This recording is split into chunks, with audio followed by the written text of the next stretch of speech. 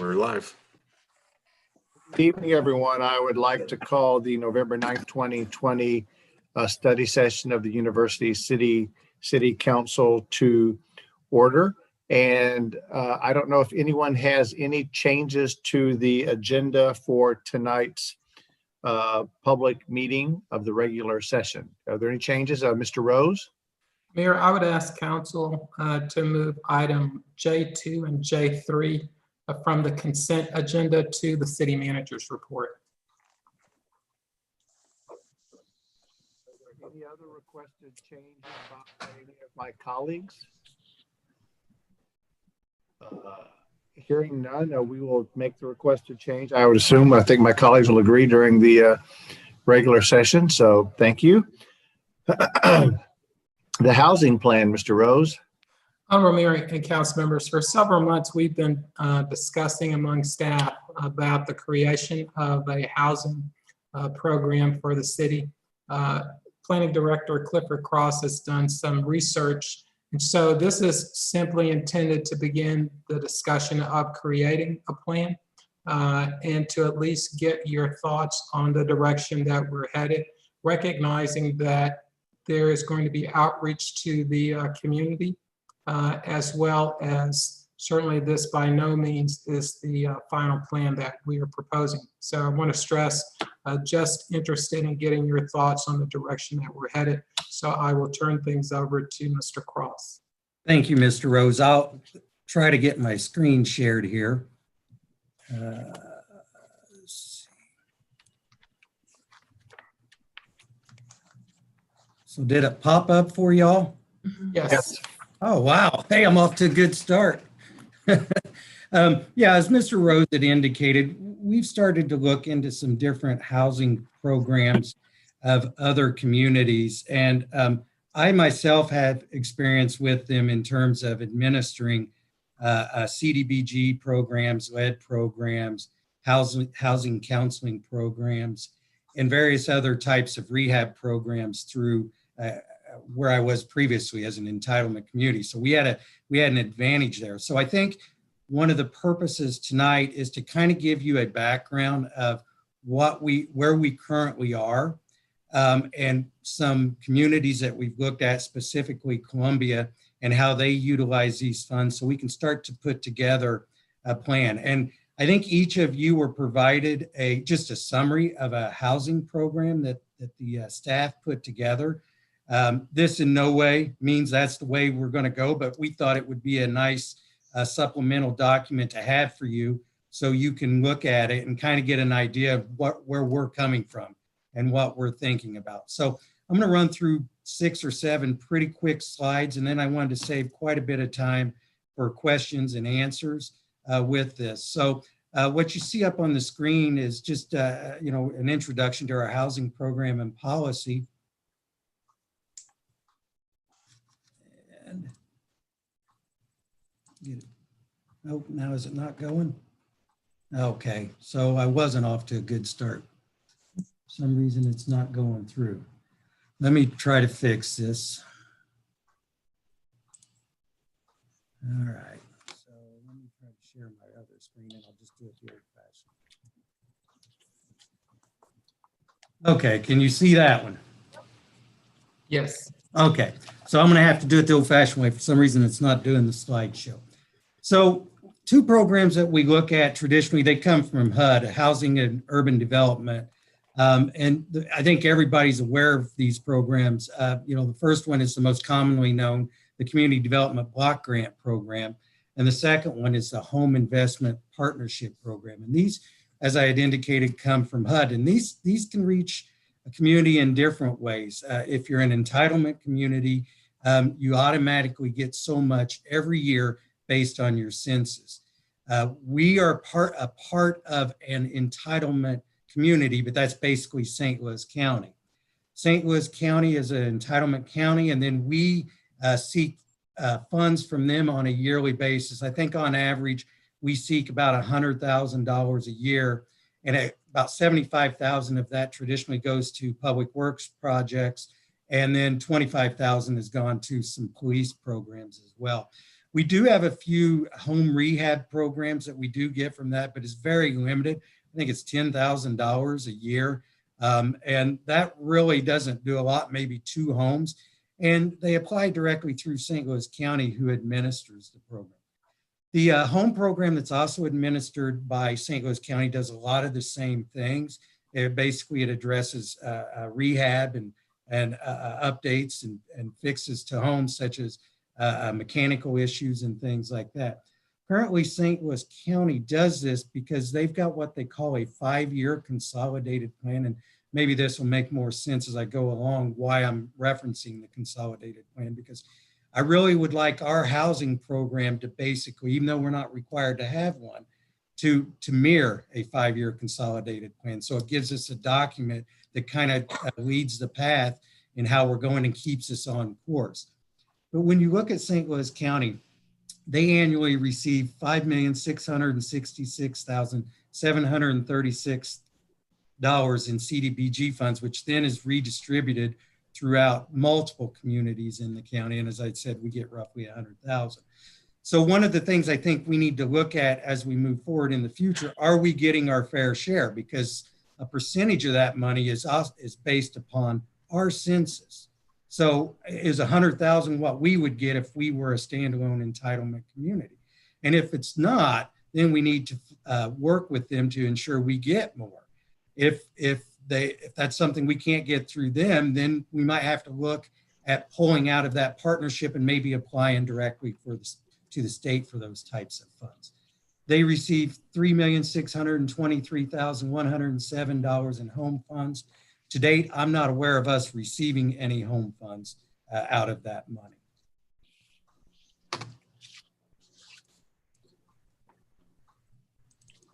So the community I wanted to talk to you about that I think we probably would want to mirror this upon would be Columbia, Missouri. And they are a standalone entitlement community that receives roughly $974,000 in CDBG funds on an annual basis, and an approximate $606,000 in home funds on a yearly basis.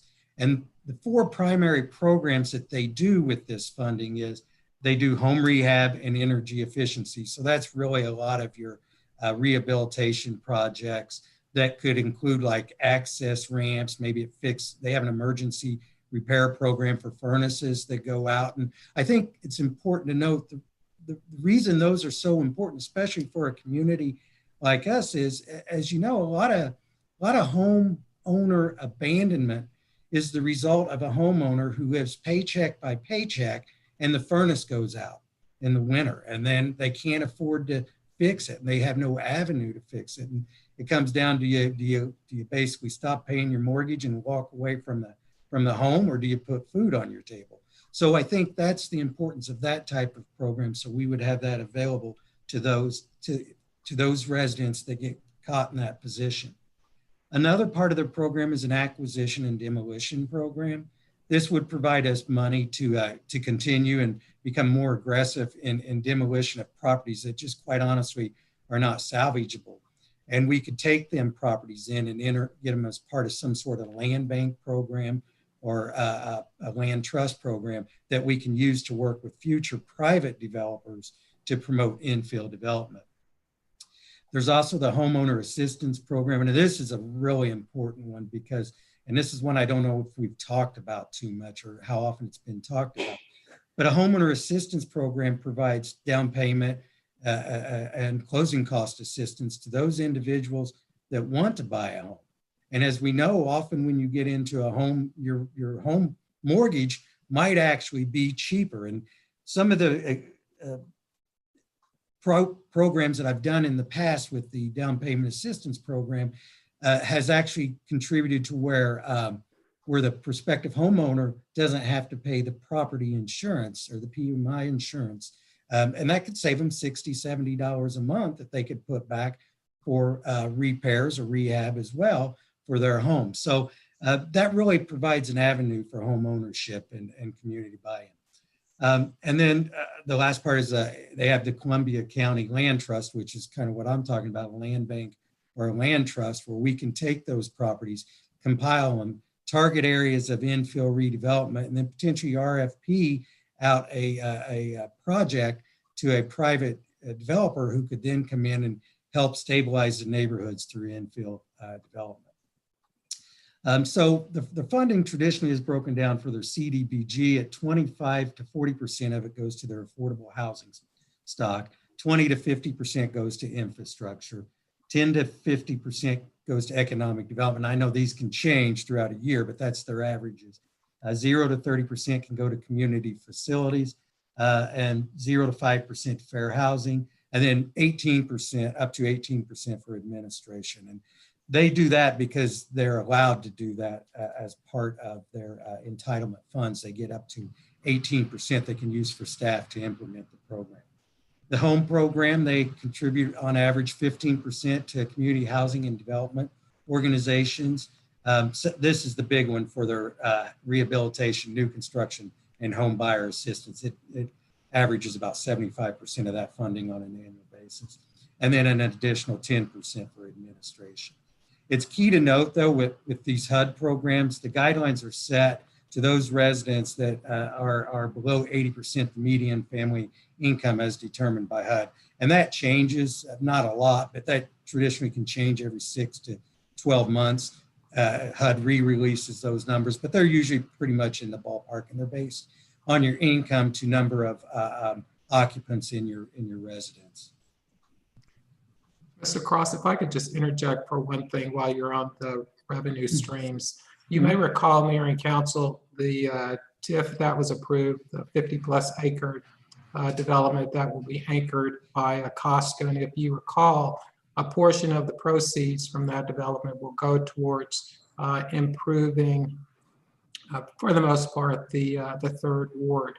And so I would not be presenting this proposed program simply if we're able to secure the funding from that project. I believe that I would be recommending council create a housing program regardless of whether that project was successful or not, because I believe that it is a strong need that exists in the community. Having said that, I do believe strongly that the project will be successful and that we will have an additional revenue stream to add to what's being reflected here.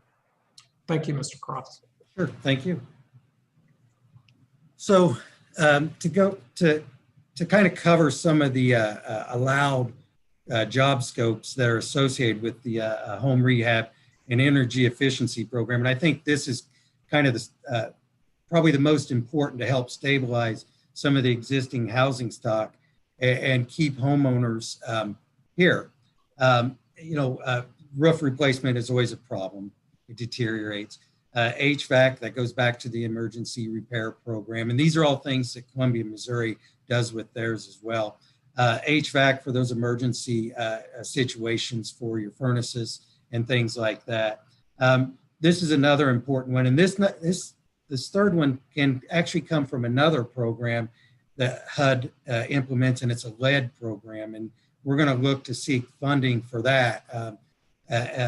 It's to remove lead-based paint from homes. It's part of a lead program. And you'll hear it called a lot a window program, because about 90% of the work associated with this program is associated with windows, because that's where the friction comes. And the windows create that dust that really impacts the youth of the neighborhood. As lead is really a child issue. Children under 6 are the most at risk.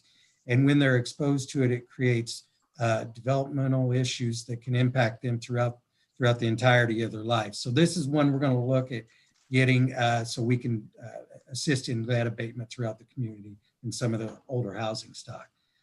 Some electrical and plumbing repairs is another job scope that can be completed. Accessibility improvements. This helps our elderly population that have disabilities and, quite honestly, can't access their home easily due to not having a ramp or a means to get a ramp. And then you have energy improvements such as attic insulation and some additional door and replacement outside of, say, the lead program. You could do some window replacement here. The other one is the acquisition and demolition. It would apply to the demolition of the properties. That's got to be a typo there. I don't think it would address the HVAC, so I apologize for that. But it would allow for grading and site preparation. And then it would also, and I think this is another important one, it would allow for repair and replacement of water and sewer connections so you could improve the infrastructure and promote basically an incentive for a private developer to come in and build on that lot, because that could save them quite a bit of money. Down payment assistance, it would be part of our homeowner assistance program, as I indicated earlier. Columbia, Missouri does 10,000. I've seen it done to 5,000, 8,000, but Columbia does $10,000. And as I had indicated previously, it addresses down payment and closing cost assistance. And one important thing about this is, though, that we would want to implement or create or partner with a homebuyer education program to educate these prospective homeowner so they can have the finances to continue to stay in their home and become fiscally responsible with their money.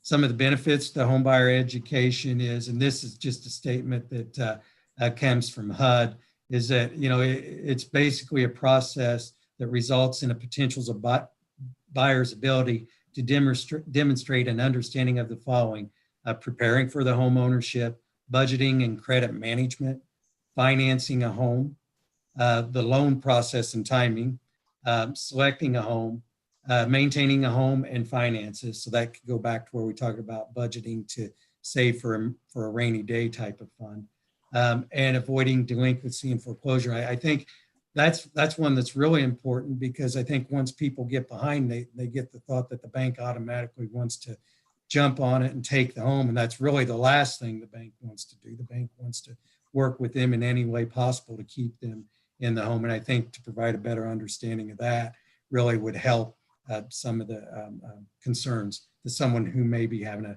a rough time and falling a little bit behind in their mortgage has. And ultimately, in HUD study, they said it just basically improves your mortgage literacy. It gives you a greater appreciation for the communication with the lenders, and it improves the underwriting process and ultimately the credit scores of the individuals who are applying. So the question comes, where do we go? As Mr. Rose said, we've got a larger housing policy that we will be working on that's going to address neighborhood plans and various other items.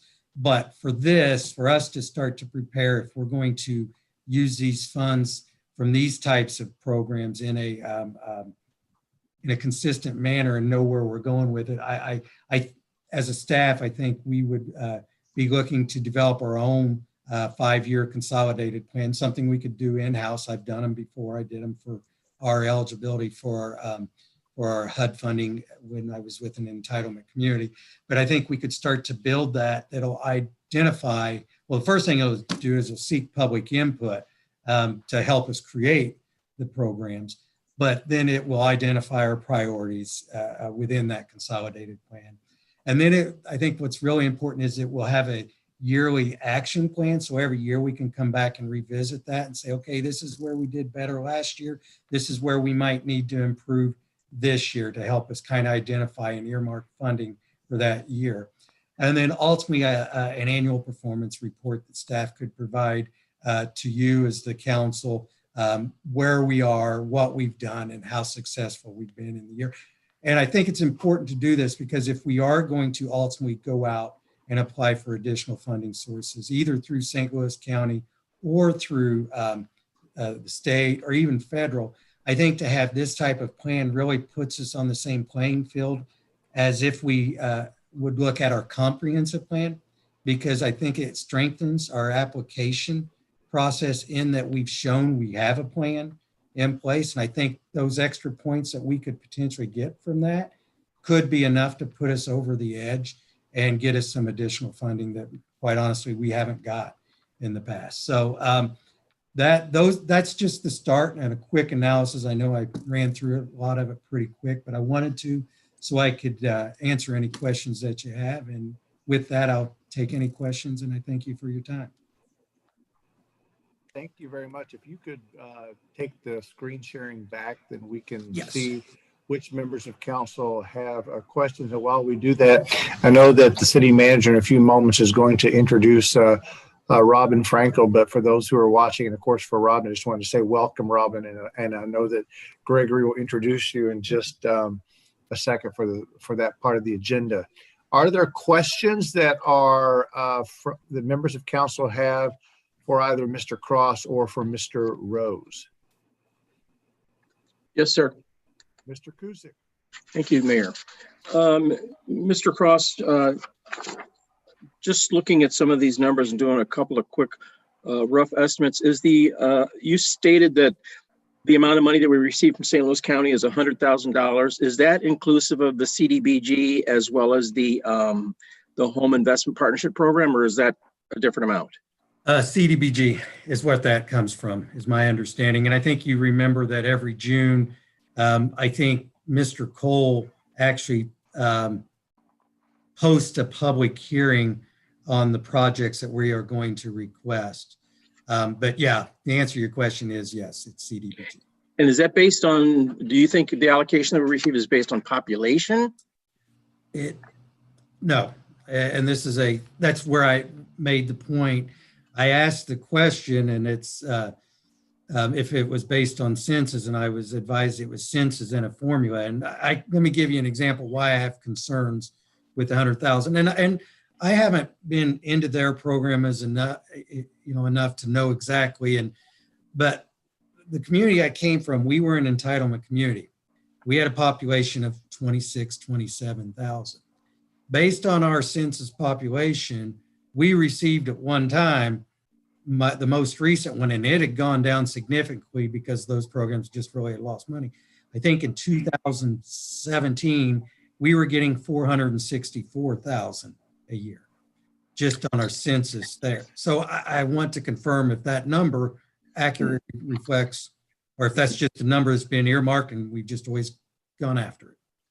That leads to my real question is, and you gave the example of Columbia, Missouri, which is receiving 974,000 plus for CDGB and home, it's 606,000 based on their population.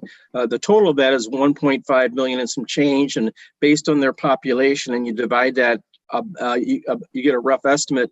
And if you do a comparison to the population of University City compared to the population of Columbia, I estimate that we could be eligible for up to $439,000. Is that a reasonable assessment? That's pretty close. And U City's not, much not getting that. Where I came from. That's pretty close. And those numbers have gone down. They go down every year. I mean, you heard rumblings in as late as 2017 that those types of programs could potentially go away. That one time CDBG. But your number is pretty close to what we got with a similar population. Thank you. Mr. Clay. Thank you, Mayor Crow, and thank you, Director Cross, for the presentation. A few questions for you. As was just discussed, we don't receive any home funds, and it seems that, at least from a third ward perspective, renovation really is the watchword. We do have all those smaller homes. They're brick homes, many of them.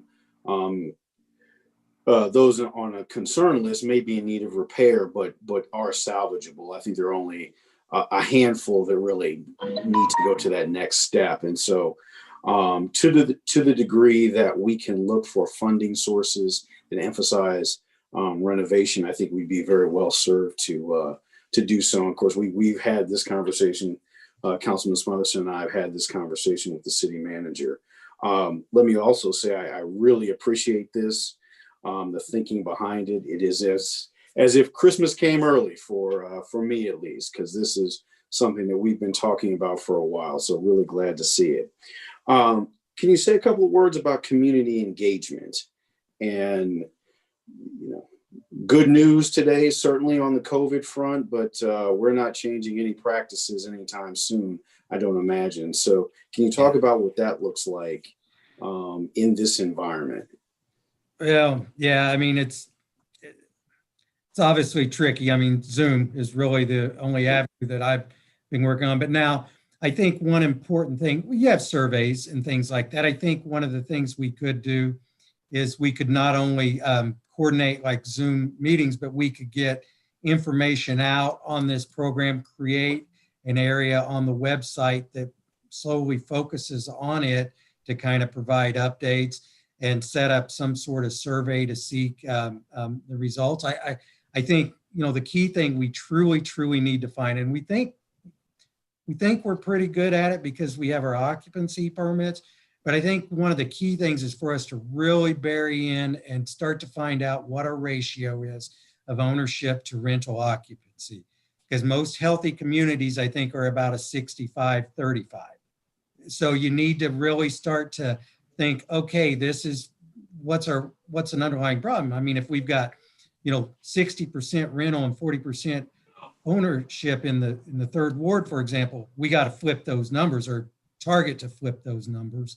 So surveys, some access to the website, education to those out there, why we're doing what we're doing and why we need their input, I think is probably the approach we'd start with. If I could also just add on to that, we have started some of the community outreach already. We talked with members from the WIF organization that's headed by Rosalind Williams, as most of you know, who is an amazing source of information for these types of programs. But we're going to continue to reach out to other not-for-profits that are involved with this, with housing and housing development, infill and such, to ensure that we craft a program that we believe meets the needs of the community as well as is sustainable.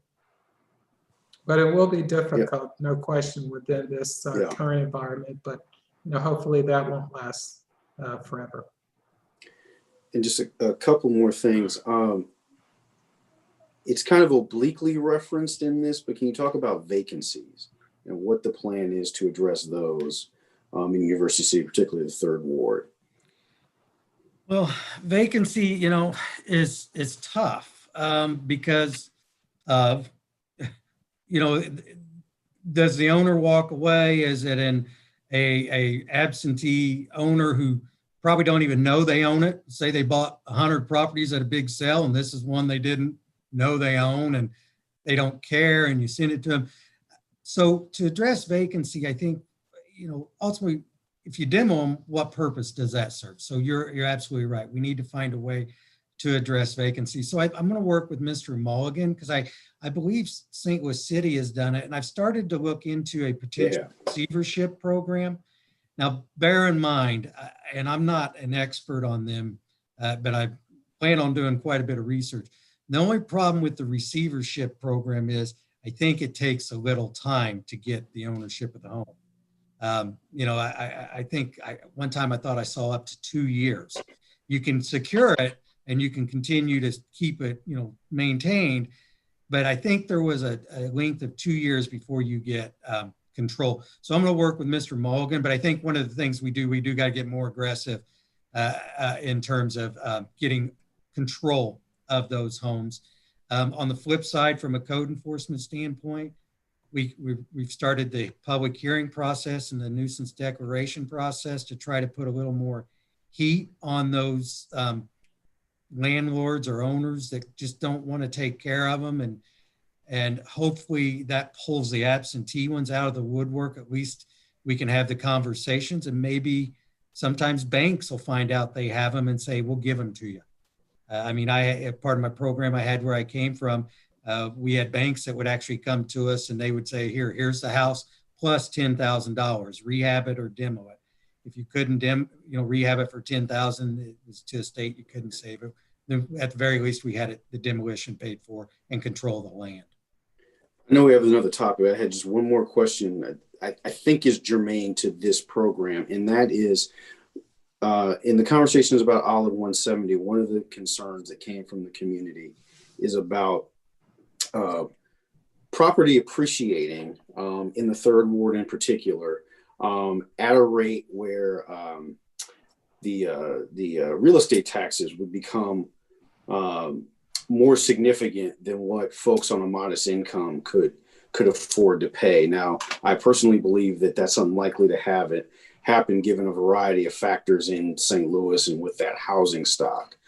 But I don't know if this is the place to inject this, but is there a way where we can, the council can kind of monitor what appreciation is doing in the third ward subsequent to the development? The development was always designed to simply return the third ward to natural levels of appreciation, depreciation.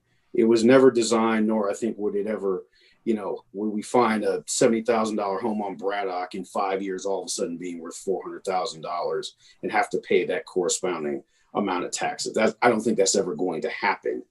But I do want to be mindful of the concern that we are looking for trends above what we might expect for natural appreciation.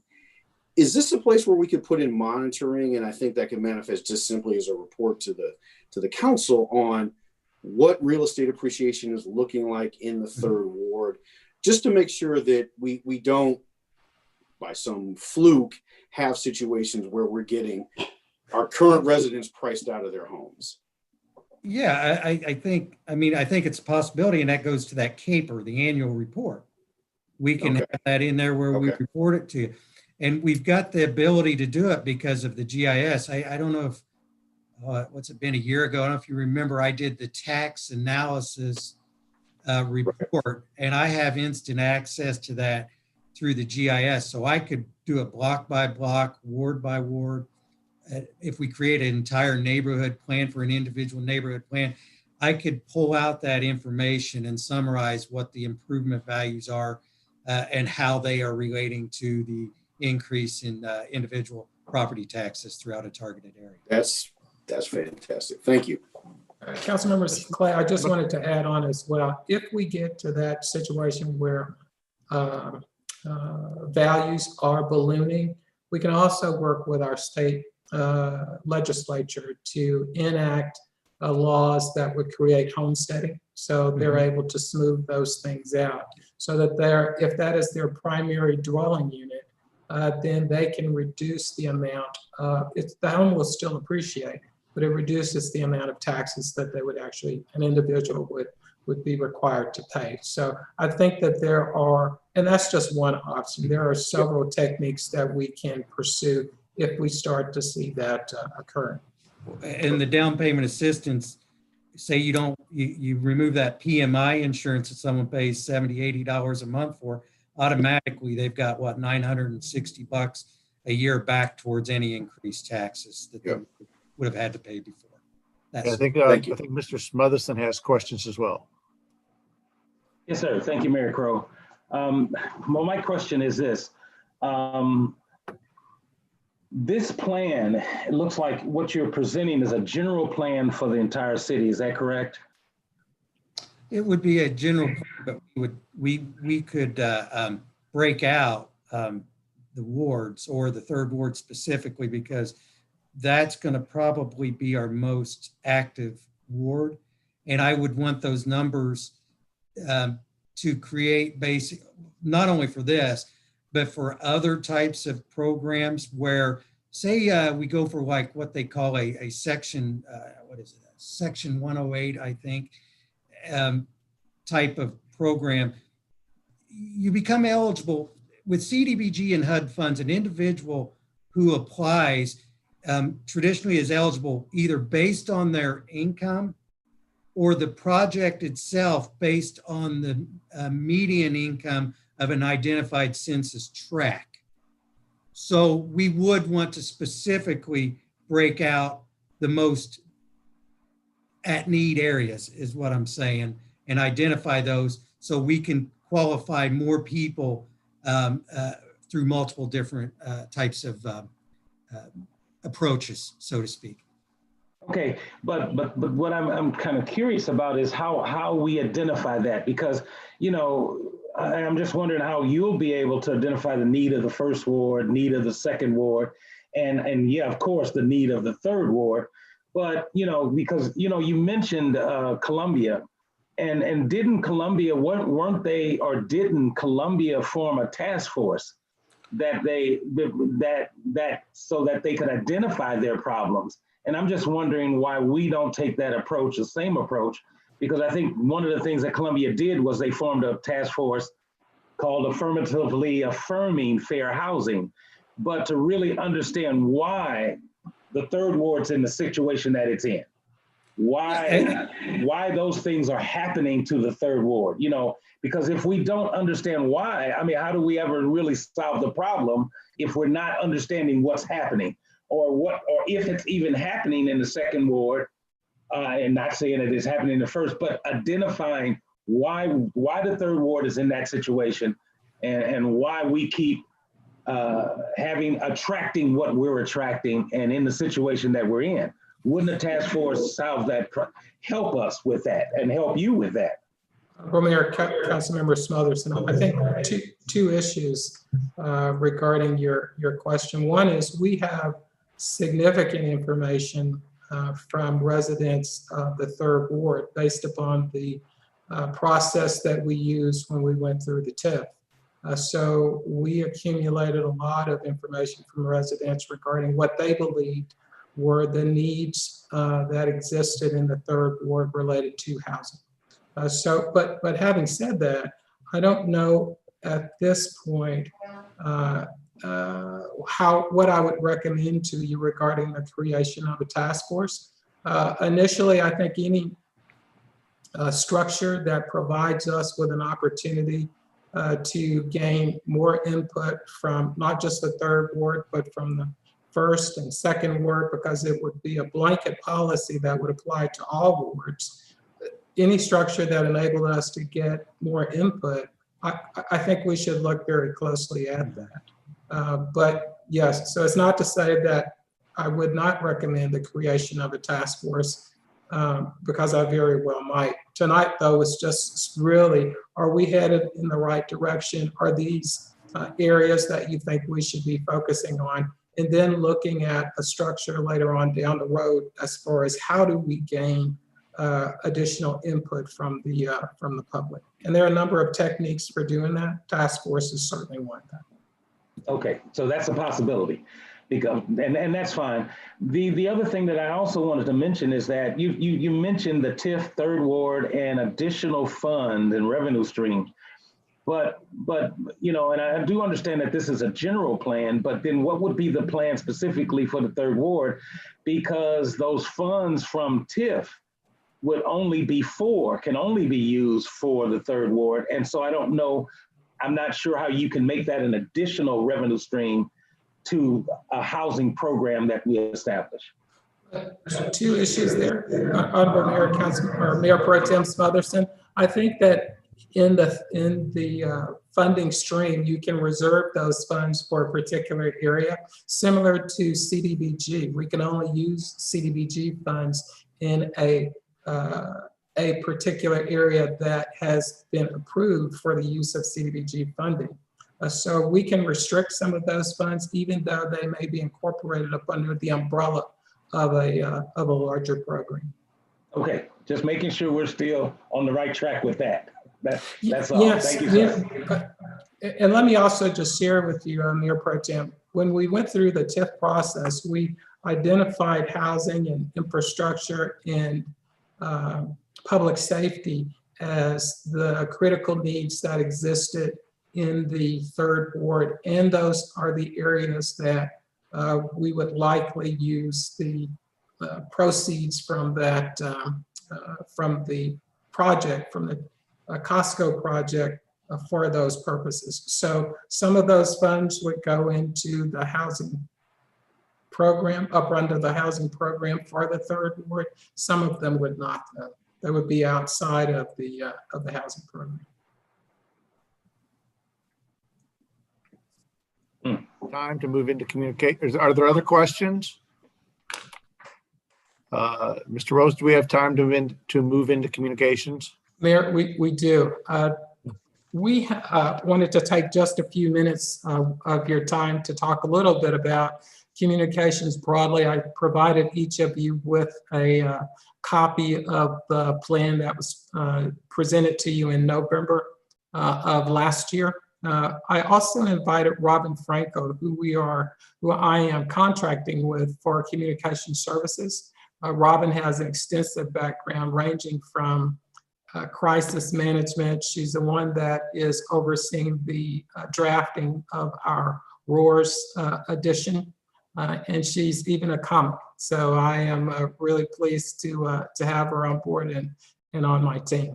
But I thought that opening up the conversation about what role should we have as it relates to providing information on social media, getting guidance from you on that, and invited Robin to participate in the discussion because of her background. Thanks very much.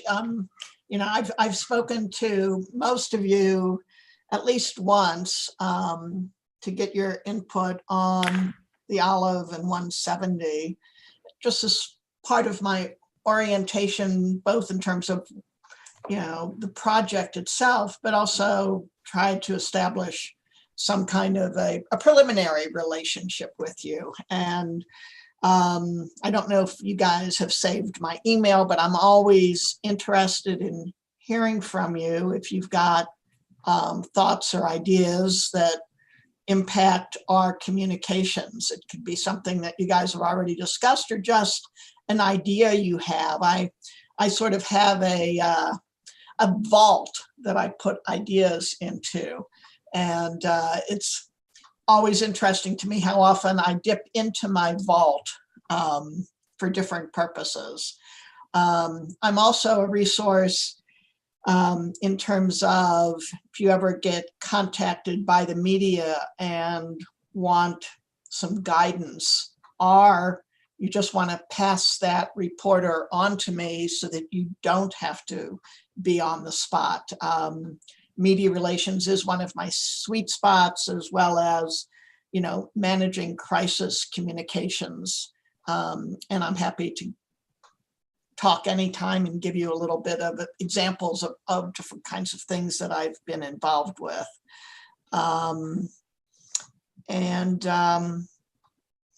You know, social media is always a big question, how to manage it. And it also gets into, I was just involved in a situation with crisis management of social media in terms of a lawyer who wanted to, on behalf of a client, go forward to everybody who'd been posting negative things on social media. And it's like, no, don't start engaging one-on-one, because that'll come back to bite you. So, you know, we can talk sometime about doing a coordinated social media strategy so that everybody benefits and the exposure is minimal. So, you know, for an introduction, that's sort of it. I don't have a plan tonight. Robin, thank you. I think tonight is just to get comments from the Mayor and Council regarding what do you see as the challenges on social media as it relates to us getting information out, and how responsive do you want us to be?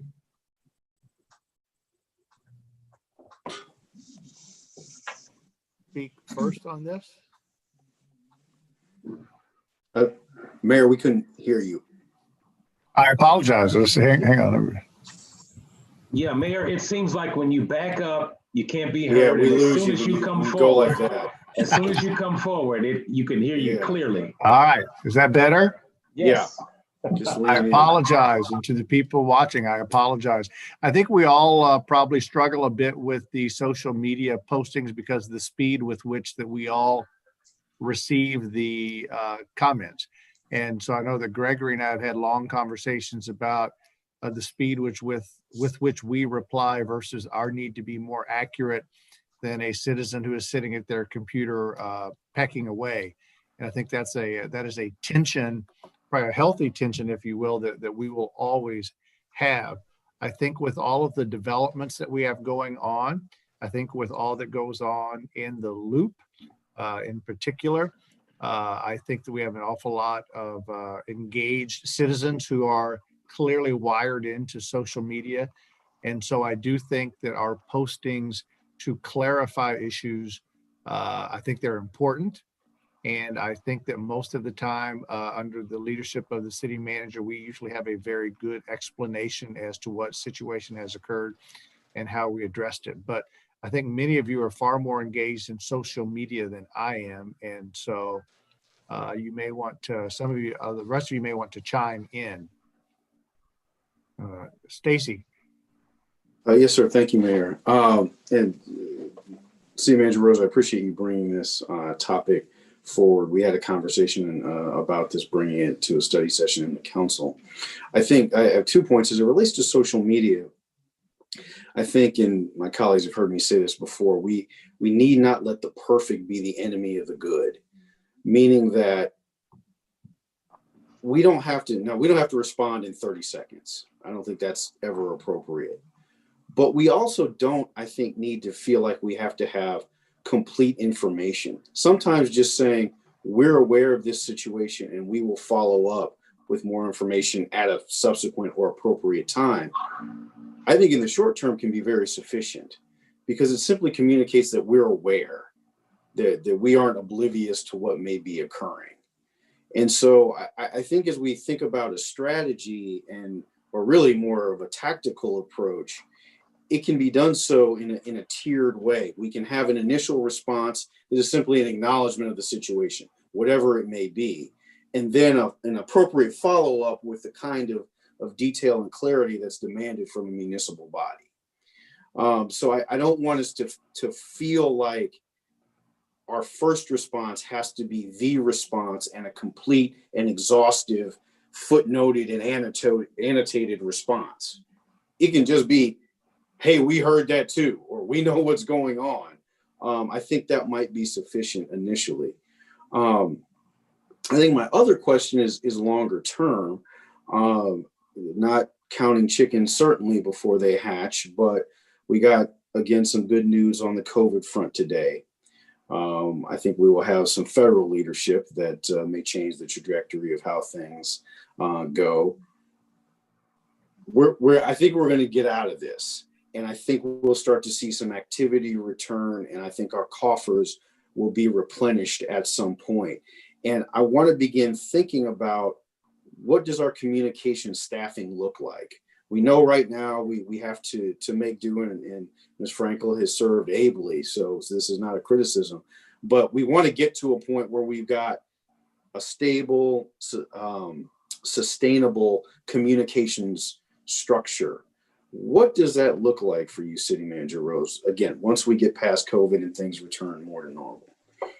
I don't know that I will ever see a time when I won't have Robin or someone like Robin assisting with communications for us, because I think she brings a wealth of knowledge that probably wouldn't want to have someone like her full time. I don't know that we could afford it or keep her busy enough. But those critical needs that we identify, I think that her expertise in certain areas is a huge benefit to us. So from that perspective, I think that we will always, or I would certainly recommend that we always have some sort of contractual relationship with Robin or someone like a Robin.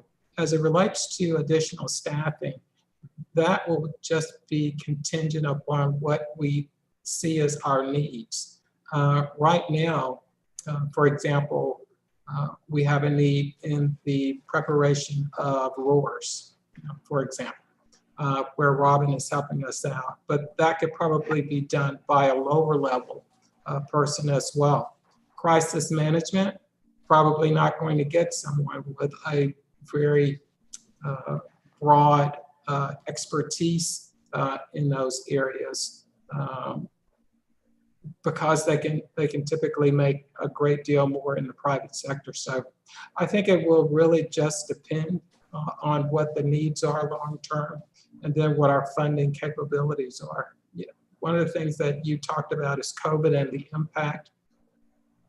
Unless something substantial changes, it is likely that we will be in this situation until likely the end of 2021. Now, that can always change.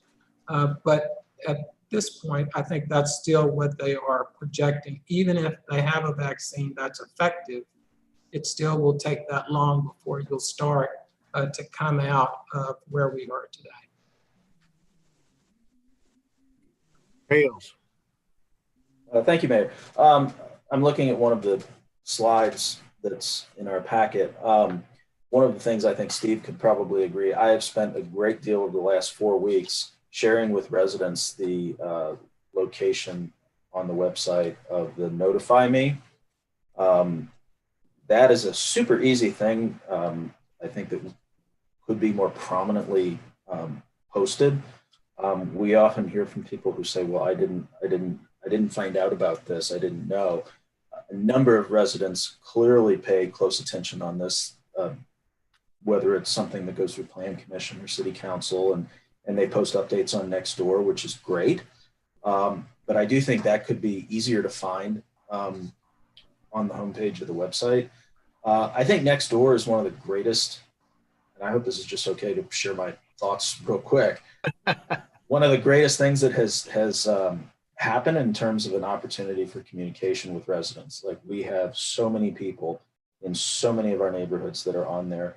And we have strong neighborhoods across all 3 wards where our neighbors talk to each other, which is also great. I do think that we've done a really good job in recent months and even a couple of years doing better with communicating even some of the challenging things, I think, which Stacy pointed out. I think there are lots of opportunities every week, which we have to present and talk about some of the good things that have happened, some of the problems that have been solved.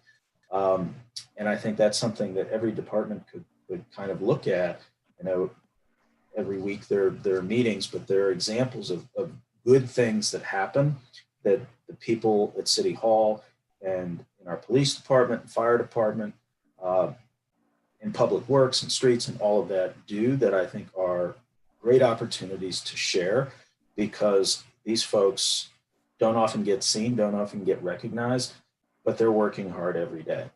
And then as far as the structure, I know that like on Nextdoor and on Facebook, we have city staff, particularly Nextdoor. I think we have somebody from Public Works, somebody from Planning and Development, somebody from Police. We've got various people that are posting, and I think some sort of kind of structure to that and guidance.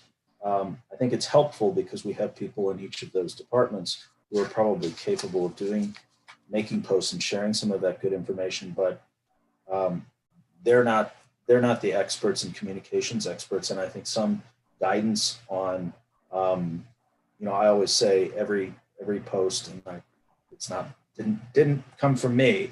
I was once told every post you make should add value. And I think we're doing a great job doing that, but I'd like to see this kind of continue in the direction that it's been going for the last 2.5 years.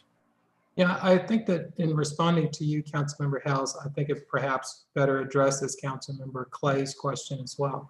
I think that having at some point a communications manager that can oversee all of our communication effort, probably appropriate to do so. And then I think that's the structure that you're looking to have in place, where we have at least one individual that's going to be the point person for managing, whether we have a contract or whether they are doing the actual work themselves, such as putting together roars or an internal newsletter or press releases and such.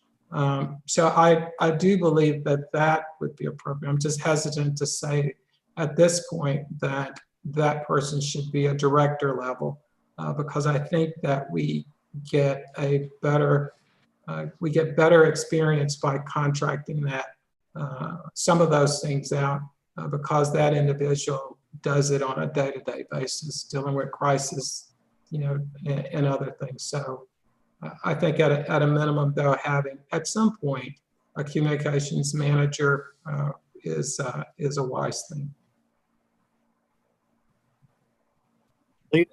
Ms. Klein. Yeah, I just had a question about the interactiveness of the city and on social media, because I know the city puts posts out, they put posts on Nextdoor and UCD on the record, but I don't know if there's really a forum for people to ask questions to the city, or if there's someone that would do that, or the police department, for example, because I know that they also have posts, and I'm just wondering if that's interactive or if it's just kind of, here's the information. For the most part, our approach is, Honorable Mayor and Councilmember Klein, has been simply to say, here's the information. A good example is shots fired. We recently started posting on Nextdoor, we're aware of this, here's what has happened as a part of our investigation. It's not really interactive, because we think that if it's going to be interactive, it's better to have either through a call or through an email versus having that discussion on social media. Yeah. But that's a part of, I think, a broader strategy that I'll be working with Robin on relative to, what should we be doing for social media? Because it's not going away. So it's something that we're going to need to get better at managing. But the reason I'm hesitant to actually have an interaction is because we would truly like to drive individuals to where they can get complete and accurate information. And typically that's not on social media. But I do understand that a lot of people use it. So I do believe we need a presence. It's just what level of presence should we have? Well, we need to bring this to a conclusion here. Robin, do you have anything you'd like to say? I don't want to put you on the spot. And just if we'll be moving on to our public session in just to our regular session in just a moment. Right. No, I mean, again, just reiterate that when you have ideas, whether it's about social media or anything, feel free to send me an email, because all this stuff goes into a vault. And as I work on a strategy with Mr. Rose, I'll be dipping into that vault. So I appreciate your input. Mayor, I'm sorry. I don't know if I have shared this with you and the council. One of the projects that I've assigned to Robin is the creation of a communication strategy for the city. That was where she initially started out with discussions with each of you. A component of that strategy will focus on social media, but we're not ready at a point where we can present that strategy yet. Right. Everyone, thank you very much for joining us. We will adjourn the study session and start back up in about 5 minutes. Thank you. Thank you. Thank you.